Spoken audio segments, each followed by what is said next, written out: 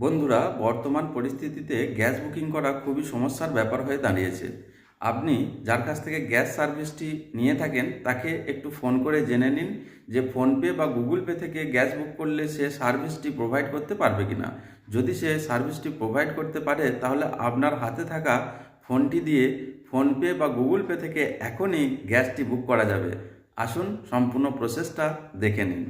এর জন্য প্রথমে আপনি আপনার গুগল পে অ্যাপ্লিকেশনটিকে ওপেন করে নিন। এরপরে একটু নিচের দিকে স্ক্রল ডাউন করে যান, তাহলেই দেখতে পাবেন ভিউ অল অপশানটি, সেখানে টাচ করুন। তাহলেই পেয়ে যাবেন গ্যাস সিলিন্ডার বুকিং বলে অপশানটি, সেখানে টাচ করুন। সঙ্গে সঙ্গে আপনার সামনে খুলে যাবে গ্যাসের বিভিন্ন কোম্পানির নামগুলি। এখান থেকে আপনার যে কোম্পানির গ্যাস সেই কোম্পানির নামটিকে সিলেক্ট করে নিন। এরপরে আপনার যে নাম্বারের সঙ্গে গ্যাস সার্ভিসটি লিঙ্ক করা আছে সেই নাম্বারটিকে টাইপ করুন এবং যে নামের সঙ্গে লিঙ্ক আছে সেই নামের শর্ট ফর্মটি এখানে লিখে দিন।